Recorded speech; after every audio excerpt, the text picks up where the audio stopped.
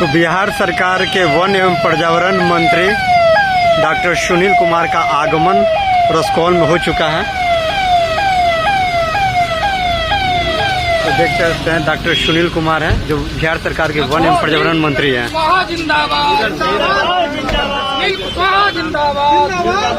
माननीय मंत्री जिंदाबाद, माननीय मंत्री जिंदाबाद।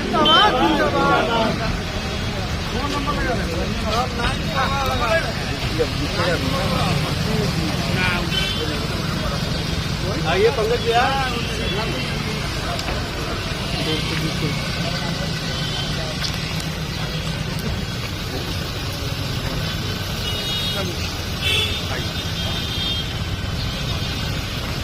के धरती पे बहुत बहुत स्वागत है। खबर आते रहे हैं। बीसीसी में डॉक्टर हूँ और मेडिकल पास करने के बाद हमने 4 साल अपने नाम सुना होगा डॉक्टर एसएन आर्या का, जो इस एरिया के सबसे बड़े डॉक्टर हैं। उनके साथ मैं असिस्टेंट था और दरभंगा मेडिकल कॉलेज से मैं पीजी कर रहा था। थीसिस जमा कर दिया था, फाइनल एग्जाम नहीं दे पाया। बीपीएससी का एग्जाम दिया था, उसमें पूरे बिहार राज्य में मुझे 10th पोजीशन आया और बिहार सरकार ने मेरी सर्विस हेल्थ डिपार्टमेंट से होम डिपार्टमेंट ट्रांसफर कर दिया और मुझे मेडिकल ऑफिसर पुलिस बनाया गया। लेकिन बिहार शरीफ के लोगों को ये बात मंजूर नहीं था कि मैं जॉब करूं। उन लोगों के आग्रह पर हमने रिजाइन कर दिया और बिहार शरीफ से चुनाव लड़ा और लगातार मैं 5वीं बार विधायक हूँ।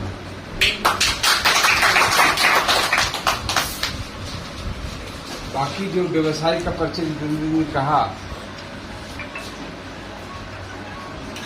कुछ दोहराने की जरूरत नहीं है, लेकिन अभी मुझे बिहार सरकार में एक दायित्व मिला है पर्यावरण, वन और जलवायु परिवर्तन।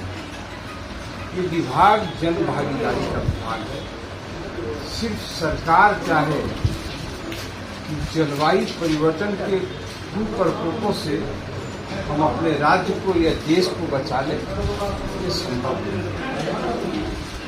क्योंकि पिछले 3 दशकों में जो शहरीकरण पूरे बिहार में नहीं पूरे विश्व में हुआ और जो औद्योगिकरण हुआ, उसके कारण कार्बन का उत्सर्जन बढ़ गया और पेड़ों की कटाई हो गई। अब जो पेड़ कार्बन का अवशोषण करता है वो कर नहीं पा रहा है, इसके कारण कार्बन का लेयर वायुमंडल में बढ़ गया, जिसके कारण जो सूर्य की गर्मी आती है वो फिर ऊपर नहीं जा पाती, जिसके कारण जो आप सुनते हैं ग्लोबल वार्मिंग वो हो रहा है। तो दायित्व जो मुझे मिला है उसका लिमिटेशन है 6 महीना। 26 फरवरी को मुझे ओथ लेने का मौका मिला था और यूजुअली फर्स्ट वीक ऑफ सितंबर में कोड ऑफ कंडक्ट हो जाता है। तो सब मिला के 6 महीना और 6 महीना में 1 महीना चल गया विधानसभा, तो मेरे पास बचे 5 महीने और 5 महीना में अपने दायित्वों को निभाना, अगर दिन रात काम नहीं करूंगा तो संभव नहीं। इसीलिए अभी तक 1 महीना 5-7 दिन में करीब मैं 19 जिलों का भ्रमण कर चुका हूँ और बिहार में काफी संभावनाएं हैं। ऐसे स्थल हैं जिनको बिहार के लोगों ने भी नहीं देखा। एक राजगीर में इको टूरिज्म का जू सफारी और ग्लास ब्रिज बना और बुद्ध गया में डेवलपमेंट हुआ। इतने में जो हिंदुस्तान में सबसे ज्यादा जहाँ फुटफॉल था फॉरेनर का, वो था गोवा। उसको हम लोगों ने पिछले साल बीट कर दिया। गोवा से ज्यादा टूरिस्ट राजगीर और बुद्ध गया और हमारे यहाँ इतनी संभावनाएं हैं। जैसे आपको मैं एक एग्जाम्पल देता हूँ, अगर कैमूर जाएंगे और वहाँ के दुर्गावती जलाशय को देखेंगे और वहाँ अलग अलग फॉल जब देखेंगे तो आपको ऐसा महसूस होगा ये बिहार है। और इन सभी जगहों पे हम काम कर रहे हैं। रोहतास में गुप्तेश्वर धाम है। कहावत है कि शंकर भगवान भस्मासुर के डर से गुप्तेश्वर धाम में गुप्तवास में चले गए। वो धरातल से 19 किलोमीटर कच्ची रास्ता है और सावन के दिनों में लाखों लोग एक एक दिन में जाते हैं। और 300 मीटर गुफा है जहां ऑक्सीजन नहीं है। आजादी के बाद कोई मंत्री गया नहीं था। मुझे सौभाग्य प्राप्त हुआ कि भगवान ने मुझे बुलाया और मैं वहां गया और वस्तुस्थिति की जानकारी ली। और अभी उसके डेवलपमेंट के लिए हमने पूरा एक ड्राइंग बनाया है और उसको देश दुनिया के सामने लाऊंगा। क्योंकि जिस जिले में है भभुआ नाम कैसे पड़ा, इसीलिए कि भस्मासुर का वध वहीं हुआ।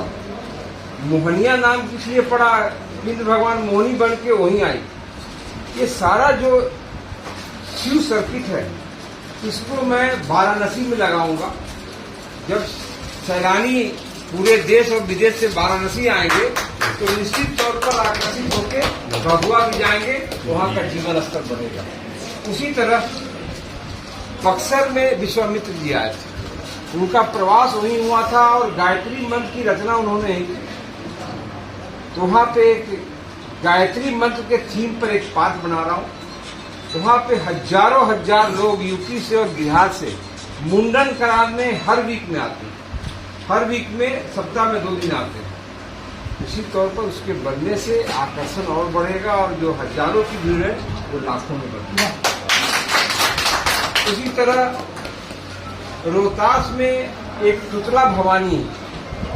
अगर कहीं फॉल पूरे हिंदुस्तान में सबसे तेज धार बहता है तो तुतला भवानी में बहता है। वो पहाड़ के थोड़ा सा अंदर जाके माता का एक मूर्ति है।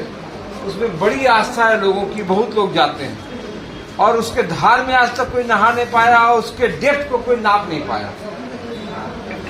तो उसके धार में नहाए लोग। उसके लिए भी हमने एक प्रपोजल बनाया है कि एक लोहे का केज बना रहा हूँ जिसमें छेद होगा और 4.5 फुट मजबूत लोहे का उसको डाल दूंगा उस कुएं में। और 4.5 फुट में लोग डूबता नहीं है और पानी छेद से नीचे भी जाएगा, कैजुअलिटी भी नहीं होगी, लोग डायरेक्ट धार में नहा पाएंगे। और तुतला भवानी का उन्नयन हमारे विभाग ने किया था, उसको और आकर्षक बनाकर एक रोहतास को, क्योंकि वो बॉर्डर एरिया है और वन क्षेत्र है, एक तोहफा देना चाहता हूँ। उसी प्रकार जो भी थावे मंदिर है, थावे मंदिर वन क्षेत्र में है, उसको और कैसे उन्नयन कर सकता हूँ और कैसे आकर्षक बना सकता हूँ ताकि जो आस्था का केंद्र है उसमें और लोग आए और बिहार की समृद्धि में साथ दें। इस तरह अलग अलग जगहों पर मंदार पर्वत का नाम तो आपने सुना ही होगा, पुरानों से जुड़ा हुआ नाम है। समुद्र मंथन उसी पहाड़ से हुआ था और वो पहाड़ ही लगता है कि एक शिवलिंग है। उसको अगर देखेंगे तो शिवलिंग लगेगा। उस पर रोपवे बना हुआ है, लेकिन मेरे रोपवे खराब था। मुझे लोगों ने कहा कि 1 महीना बाद बनेगा। हम बोले मेरे पास समय उतना नहीं है, कितना सीढ़ी है, बोले 1150 किलोमीटर चढ़ जाऊंगा। और मैं चढ़ गया, जाके देखा 25 साल से वहाँ हिंदू लोग मेहनत कर रहे थे कि वहाँ मंदिर बनाए, जगह नहीं था। तो हमने फैसला किया है कि 2.5 एकड़ भूमि वन क्षेत्र का मैं हिंदुओं को दूंगा ताकि भव्य मंदिर बन सके। तो इस तरह हम अपने कार्यकाल में कोशिश कर रहे हैं कम समय में ऐसा काम कर दूं कि एक हमारा जो बिहार शरीफ का छाप है, नालंदा का छाप है, जो नीतीश कुमार ने छोड़ा है 20 साल में, बिहार को अंधकार के बिहार, गड्ढों का बिहार, आतंक का बिहार को बदलने का जो काम किया है, उसमें एक कड़ी नालंदा का हेडक्वार्टर बिहार शरीफ से भी जुड़े, ऐसी मेरी भावना है।